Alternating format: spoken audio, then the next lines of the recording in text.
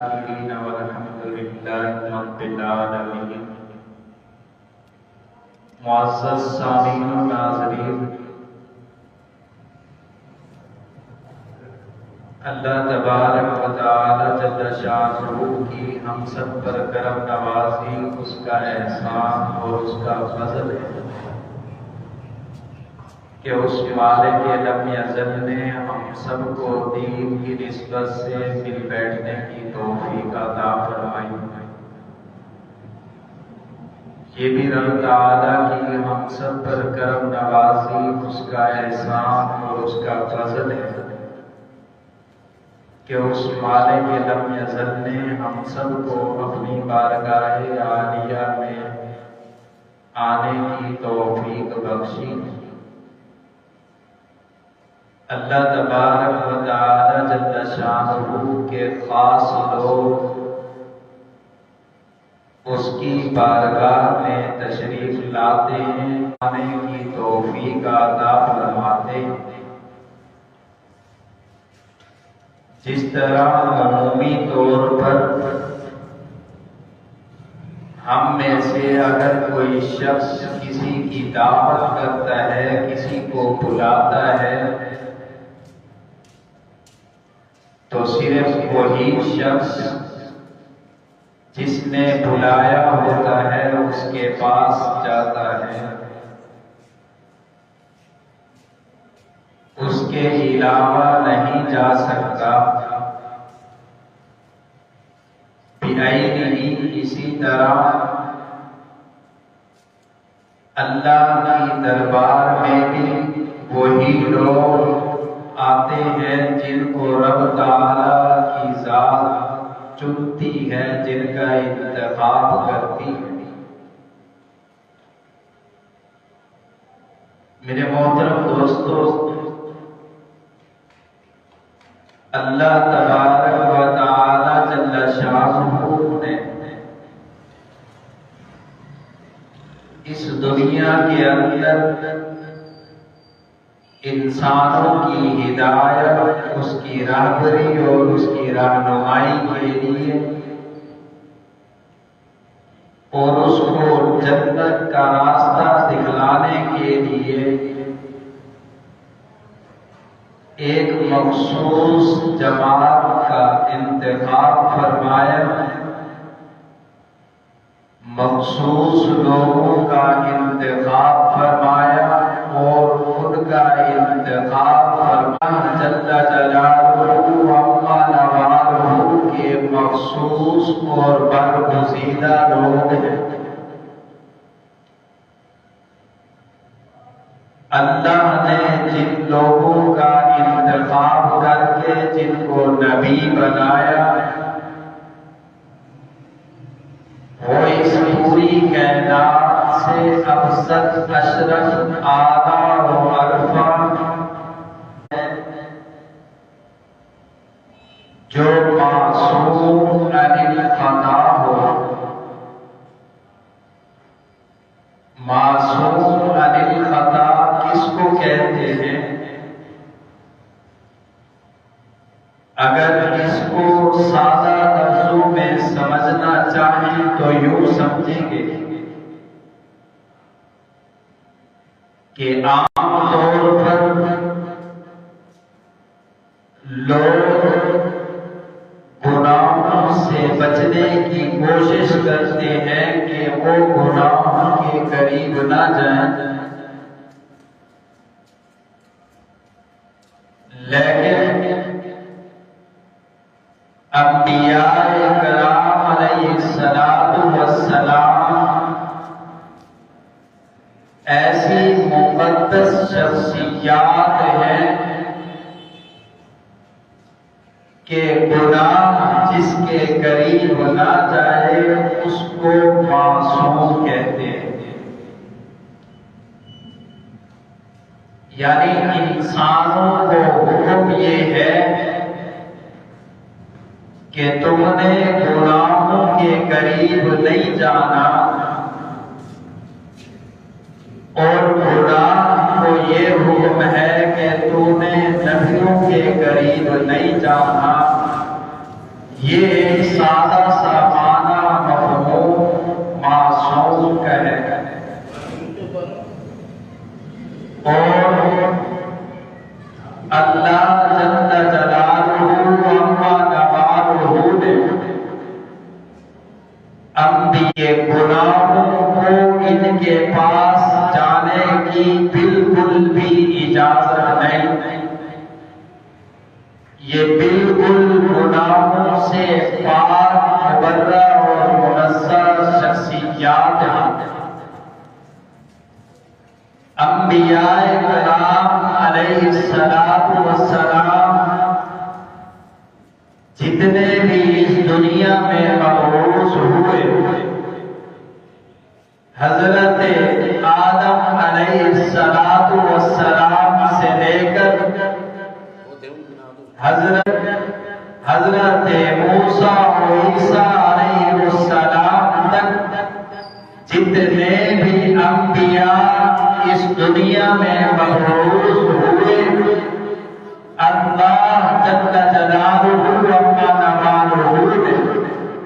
ان سب کو گناہوں سے پاک رکھا ہے۔ یہ مقتدر شخصیات ہیں، اور پھر جب اس دنیا میں ان کو مبعوث فرمایا، ان کو ذمہ داری دے کر اس دنیا میں بھیجا گیا۔ ذمہ داری کیا کہ ہر نبی جو جس علاقے کا، جس شہر کا، جس قبیلے کا نبی ہوگا، وہ نبی اپنے اس علاقے، شہر یا قبیلے کے اندر جا کر اللہ کی توحید کا پیغام پہنچائے گا کہ قولوا لا الہ الا اللہ تفلحون، کہ لوگوں کلمہ پڑھ لو کامیاب ہو جاؤ گے۔ جو اس وقت کے نبی کی بات کو مان لیتا وہ اس دنیا میں بھی کامیاب اور کامران نظر آتا ہے، اور آخرت کے اندر بھی وہ ہمیشہ ہمیشہ کے لیے کامیاب اور کامران رہے گا۔ اور جو وقت کے نبی کی بات کو نہ مانتا وہ ہمیشہ ہمیشہ کے لیے مردود اور نامراد خسارے کے اندر رہتا ہے۔ انبیاء کرام علیہ السلام کو یہ ساری توحید کی دعوت دینے کے لیے بھیج کر پھر کچھ لوگ ایسے بھی اس دنیا میں آئے جو نبی کی نبوت کا انکار کرتے چلے گئے اور نبیوں کو تسلیم نہیں کیا، نبیوں کی باتوں کو تسلیم نہیں کیا، نبیوں نے جو ان کو طریقہ کار بتلایا اس طریقے پر وہ نہ چلے، اور وہ ساحر و جادوگر کا کبھی نبیوں کو جھٹلانے کی کوشش کر کے ان کو قتل کیا گیا، کبھی ان کو ملک بدر کر دیا جاتا، یعنی مختلف پہلو اپنائے جاتے انبیاء کی بات کو نہ ماننے کے کہ یہ جادوگر ہے یا پھر یہ من گھڑت باتیں کرتا ہے یا پھر یہ اپنی طرف لوگوں کو مائل کرنے کی کوشش کرتا ہے۔ ایسا معاملہ حقیقت کے اندر ہرگز نہیں تھا، لیکن معاندین نے جو طریقہ کار اپنایا انہوں نے کوشش کی اور ہر طرح کی کوشش کی کہ نبیوں کی باتوں کو تسلیم نہ کیا جائے بلکہ ان کو جھوٹا ثابت کیا جائے، اور بہت سارے ایسے ہیلے اپنائے گئے جس کی بنیاد پر نبیوں کو جھوٹا کرنے کی کوشش نہیں، لیکن رب تعالیٰ کی کرم نوازی، اس کا فضل اور اس کا احسان نبیوں کے ساتھ ہمیشہ معلق رہا، جڑا رہا۔ اللہ نے ہمیشہ انبیاء کرام علیہ السلام کی شخصیات کو ہمیشہ روشن کیا اور ان کو مقدم رکھا اور ان کو کامیابی سے نوازا۔ میرے محترم دوستو، عرض کرنے کا مقصد یہ ہے کہ بعض لوگ انبیاء کرام علیہ السلام کو جھٹلاتے تھے تو وہ دلیل مانگا کرتے تھے کہ آپ کے پاس نبوت کی دلیل کیا ہے؟ آپ جو یہ دعویٰ کر رہے ہو کہ میں اللہ کا پیغمبر ہوں، اللہ کا نبی ہوں، تو اللہ جل جلالہ عما نوالہ نے انبیاء کرام علیہ السلام کو ان کی نبوت ثابت کرنے کے لیے مثبت اور پکی پکی دلیل دے، جس کو ہم دیکھ کر یا سن کر ان کو نبی تسلیم کریں۔ تو البتہ مختصر اور شارٹ کٹ بات یہ کہ اللہ نے مختلف نبیوں کو مختلف معجزات عطا فرمائے کہ جو لوگ ان کو دیکھ کر ان کی نبوت کو تسلیم کریں۔ حضرت موسیٰ علیہ السلام کو اللہ نے عصا کا معجزہ عطا فرمایا، لاٹھی کا معجزہ عطا فرمایا۔ جنہوں نے اللہ جل جلالہ نے مزین کیا، وہ لوگ حضرت موسیٰ علیہ السلام کو نبی مان لیا اور وہ اس دنیا میں بھی کامیاب ہوئے اور آخرت میں بھی ہمیشہ کے لیے کامیاب ہوں گے۔ اور پھر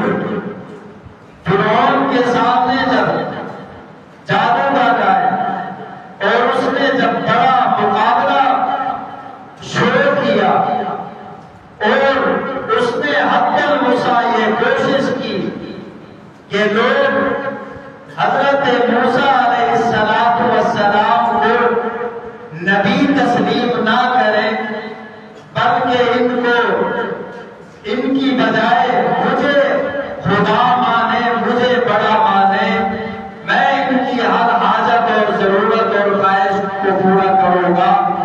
جب اس نے بڑا شو کیا تو اس شو کے اندر بھی اللہ جل جلالہ عما نوالہ نے اپنے نبی کو بلند مقام اور مرتبہ عطا فرمایا۔ جب اس نے اپنے بڑے بڑے جادوگر پیش کیے تو حضرت موسیٰ علیہ السلام نے وہی عصا اٹھا کر زمین پر جب چھوڑا تو بہت بڑا اژدہا بنا جو ان سارے سائروں کے ناموں کو، جو جس صورت کے اندر بھی چیزیں تھیں، ان سب کو ہڑپ کر کھا گیا اور ان کا سارا کا سارا جادوگری وہیں پر ڈھیر ہو گئی۔ اور جادوگروں کو یہ معلوم ہوا کہ یہ واقعاتاً اللہ کا نبی ہے، لہذا اس کی نبوت کو تسلیم کیا جائے۔ اور انہوں نے ان کی نبوت کو تسلیم کیا اور پھر فرعون جو ہے مد مقابل رہا تو اللہ نے حضرت موسیٰ علیہ السلام اور ان کے حواریوں کو سرخرو فرمایا۔ اور اسی طرح ہر وقت کے اندر ہر قوم اور قبیلے کے پاس وقت کا نبی آتا رہا اور آخر کے اندر ہمارا کار نہیں چلے گا۔ ہمارے اور آپ کے پیارے محبوب پیغمبر علیہ السلام کو بھی اللہ جل شانہ نے بہت سارے معجزات عطا فرمائے۔ ان میں سے واضح اور بڑا معجزہ جو ہے وہ اللہ کا قرآن ہے۔ جو آج بھی قائم اور دائم ہے اور قیامت تک قائم اور دائم رہے گا۔